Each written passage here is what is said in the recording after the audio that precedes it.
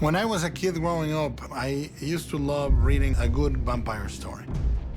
A really chilling story about the undead that made you realize the otherness, the scary void of an animated corpse that lusts after your blood.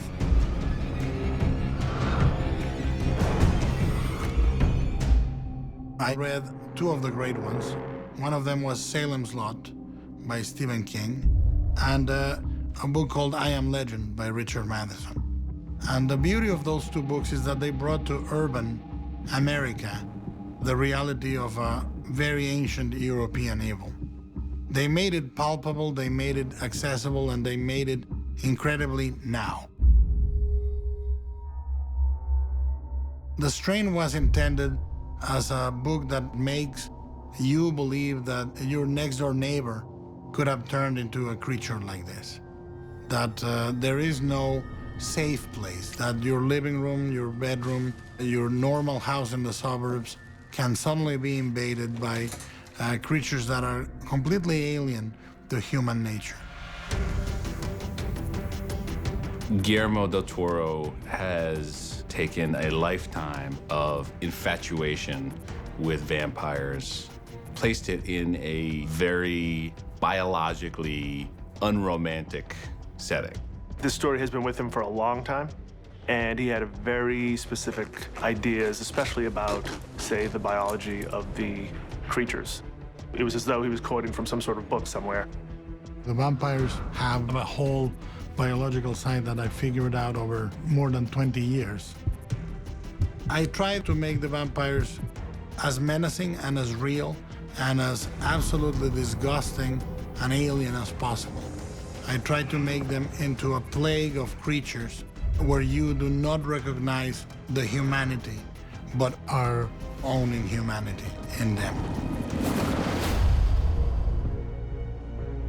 The Strain was divided in 3 books, and each of the books tackled a different aspect of vampirism. The first one was biology. The second one was sociology. And the third one was spirituality and mythology. The overarching idea in the 3 books is that the supernatural and science, at the end of the day, when you go deep enough on both of them, they touch. The books make a point, and the series will make a point, of finding the scientific approach to vampirism turn into a spiritual journey at the end. Guillermo and Chuck Hogan created a unique world, one that we've never seen before, and I think that's what makes it so exciting as a television show.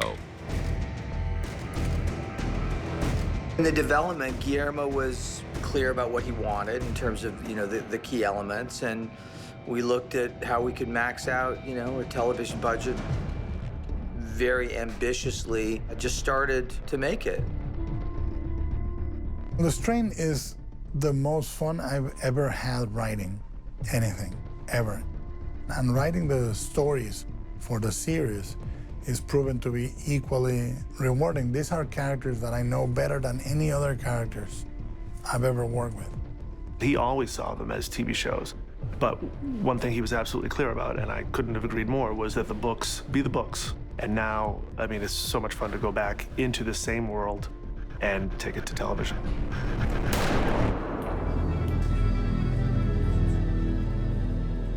We wanted very much to try to do the series as faithful to the story beats of the books as possible. We'll go from A to B to C to D, but between A and B, we'll get lost. And between B and C, we'll get lost. We'll allow the characters to do what they want. If you wish to defeat this evil, you must trust me. I understand this. You do not. Guillermo and Chuck have reimagined the books for the screen and taken risks with it. In some cases, just made it more spectacular and more human. They now have a chance to flush out a lot of the characters and give you more backstory, because it is a series. It's not a movie where you have to cut things. It's a series where now you can have some more fun with it.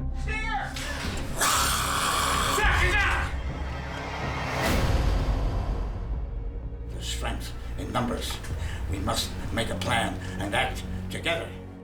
The great thing about TV, a character that comes in for 3 episodes is so great that you cannot kill it. So you write him for the rest of the series. A character that you thought was going to be there for good outgrows his welcome, and you gotta kill it.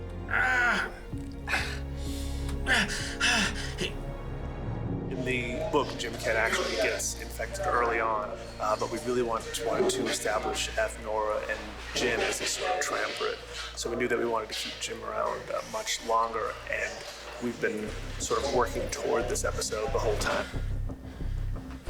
Once I turn, I'm gonna go after them, right? Guillermo and Chuck were good enough to tell me when I got the part that I would die soon. So there's nothing unexpected about this. It's sort of the nature of our story that everyone is vulnerable and everything's up for grabs. They may introduce others, they do not exist in the books. Dutch doesn't exist in the books. She was not in the books at all. She's a new character created for the show. We were really interested in how someone could subvert social media and the modern digital age that we live in. And so she's a character who was originally hired by Eldridge Palmer to help take down the internet and cell phones, basically so that any sort of knowledge about what might really be happening couldn't spread. Dutch is a kind of misfit that comes into the group halfway through the series. She's sort of a bad girl making good.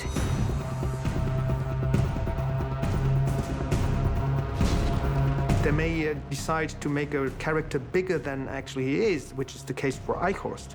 Because Eichhorst is a combination of two characters. One they talk of in the first book, and namely Eichhorst in the second book.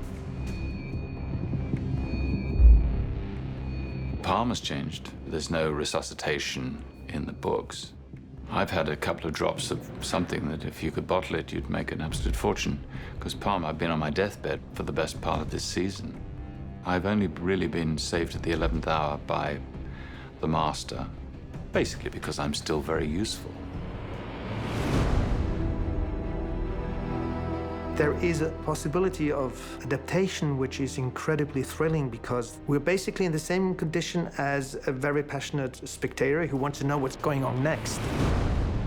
What happens to me? What happens to Dutch? We may live longer, we may live the life which is indicated in the books, we may live shorter. It's an open book. We don't know. That makes it exciting because if you've read the book, you can't say, well, you know, I know exactly what's going to happen, because you don't. Because I don't, and I'm here, and I'm playing Vasily, and I'm not 100% sure where I'm going. The books will allow you to go deeper into the world and the situations in some aspects, and then the TV show will take you off on a different tangent. Maybe something that we weren't able to get into the books we can do in the TV show. There's a real good yin and yang between them. Let's finish this. Spring out! At the end of season 1, there's a huge siege.